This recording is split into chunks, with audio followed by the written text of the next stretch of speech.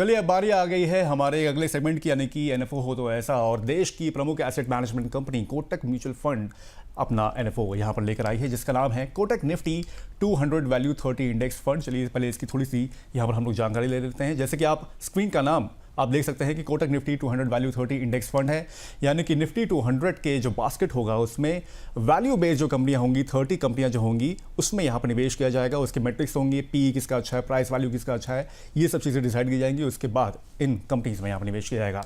Benchmark की अगर बात करें तो निफ्टी 200 वैल्यू 30 टीआरआई है, इस बेंचमार्क को यहाँ पर फंड हाउस जो है वो ट्रैक करेगा। इसके अलावा सब्सक्रिप्शन की अगर बात करें तो 15 जनवरी से 29 जनवरी तक आप इसमें सब्सक्राइब कर सकते हैं। अलॉटमेंट 5 फरवरी को आपको इसको मिल जाएगा। मिनिमम निवेश की बात करें तो 100 रुपये का आप इसमें लमसम और 100 रुपये की ही एसआईपी यहाँ पर आप कर सकते हैं। अलॉटमेंट जैसे कि बताया 5 फरवरी, और एग्जिट लोड जो रहेगा वो नील रहेगा, यानी कि कभी भी आप यूनिट जो है वो रिडीम करिए, आपको कोई भी यहाँ पर एग्जिट लोड नहीं देना है। फंड मैनेजर्स की अगर बात करें तो 3 फंड मैनेजर्स हैं इसके, अभिषेक बिसेन, देवेंद्र सिंघल और सतीश दोंदापति। तो ये फंड मैनेजर इस फंड को मैनेज करेंगे। और पीयर कंपैरिजन में ज़्यादा कोई फंड है नहीं, सिर्फ एक है आईसीआईसीआई प्रूडेंशियल का 200 वैल्यू 30 इंडेक्स फंड, जो कि सितंबर 2024 में लॉन्च हुआ था, लेकिन एक साल में इसने काफ़ी अच्छा प्रदर्शन किया है, 27% का रिटर्न इसने दिया है।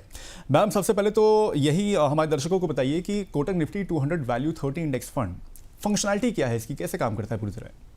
तो बेसिकली ये फंड क्या करता है कि जो 200 निफ्टी 200 में जो 200 कंपनीज है उसमें से 30 मोस्ट वैल्यूड कंपनी, जब मैं वैल्यू स्ट्रैटेजी की बात करूं बहुत सिंपल है, जो अपनी इंट्रिंसिक वैल्यू, मतलब लेमैन लैंग्वेज में एक्सप्लेन कर रही हूँ, टेक्निकली ज़्यादा चीज़ें होती है इसके पीछे, बट जिनका प्राइस अभी भी वर्थ एंटरिंग लग रहा है। मान के चलिए इसकी इंट्रिंसिक वैल्यू, रियल वैल्यू 100 रुपये है, बट मुझे वही चीज़ आज 80 रुपये में मिल रही है, तो I would prefer buying that. So जहाँ पे वैल्यू स्टॉक्स होते हैं वो 200 के यूनिवर्स में से ऐसे 30 स्टॉक निकाले जाते हैं जो वैल्यू स्टॉक्स होते हैं, और इसमें ये फंड निवेश करेगा।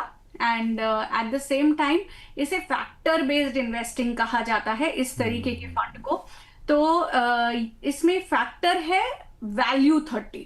ओके, फैक्टर बहुत अलग अलग तरीके के फैक्टर्स कंसिडर किए जाते हैं, बट ये पर्टिकुलर में निफ्टी 200 स्टॉक्स में से 30 most valuable stocks is something that fund manager will be picking up, और उसी का एक पोर्टफोलियो बनेगा और उसी को फिर ये निफ्टी 200 वैल्यू 30 इंडेक्स से ट्रैक किया जाएगा।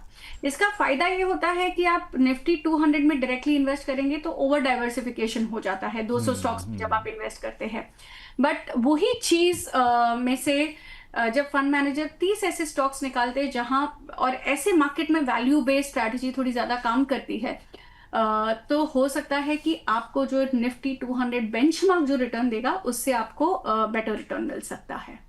ओके मैम, किन निवेशकों के लिए ये फंड सही रहेगा और किन निवेशकों को टारगेट करते हुए ये फंड आया गया है? I would suggest somebody who has a moderate risk appetite, जहां पे आप बहुत ज्यादा रिस्क नहीं लेना चाहते हैं, उनके लिए ये अच्छा है। कंजर्वेटिव रिस्क टेकर्स के लिए फिर भी थोड़ा सा रिस्क इसमें है, बट इतना ज्यादा नहीं है, बिकॉज अगर आप देखेंगे तो निफ्टी 200 मतलब टॉप 200 कंपनीज हो गई, और वो 200 में से भी 30 कंपनीज को निकाला जा रहा है। So but I would suggest it's still for a moderate investor. I would not suggest for a conservative investor. Ma'am core portfolio में इस तरह के फंड को शामिल किया जा सकता है या फिर लार्ज कैप और मिड कैप के फंड ज़्यादा यहाँ पर सही रहेंगे कंपेयर टू दिस फंड? नहीं, इस फंड को किया जा सकता है शामिल कोर पोर्टफोलियो में, there is absolutely no problem. इसे है ना थोड़ा स्टाइल बेस्ड इन्वेस्टिंग कहते हैं। तो एक चीज तो होती है कि कुछ मार्केट्स में आप जानते हैं कि आपके लार्ज कैप्स चलेंगे, मिड कैप्स चलेंगे, थीमेटिक चलेंगे, और कुछ मैक्रो सिनारियो में आपका वैल्यू बेस्ड इन्वेस्टिंग चलता है, सो अलग अलग तरीके के स्टाइल होते हैं जो चलते हैं। सो फिलहाल वैल्यू का सीजन है, so that is a reason you can have this.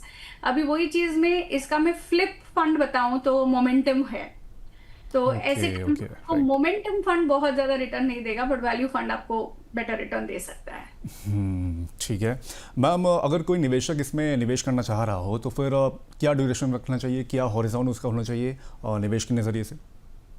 I would suggest आप ऐसे फंड में इन्वेस्ट कर रहे हैं तो मिनिमम 4 से 5 साल का होराइजन लेकर चलिए। सिप बेस्ड इन्वेस्टमेंट भी इसमें काफी अच्छे से काम करेगा। बट यदि आपके पास लमसम पैसा है, तो ये मार्केट में जब मैंने कहा अनसर्टेनिटी होती है, जब थोड़ा डर का माहौल रहता है, that is a best time to invest. तो आप थोड़ा सा पैसा अगले 3-4 महीने में थोड़ा थोड़ा करके इसमें निवेश कर सकते हैं एसटीपी के जरिए, और बाकी का पैसा आप थ्रू सिप फिर वही फोलियो में कंटिन्यू कर सकते हैं। ओके मैम, इस फंड में निवेश की सलाह रहेगी आपकी?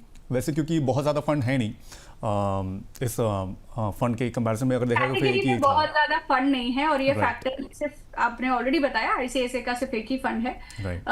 Yes, somebody who is a moderate risk investor. और आप मॉडरेट के लिए क्यों होता है? बिकॉज निफ्टी 200 में भी थोड़ी रिस्क आपकी बढ़ जाती है, क्योंकि वो इंडेक्स के हिसाब से ऊपर नीचे होता है, बट उसमें भी आप 30 वैल्यू कंपनीज को ही ले रहे, जो वैल्यू प्राइसिंग बेस्ड इन्वेस्टमेंट होगा। So it is a good fund, you can add it to your portfolio.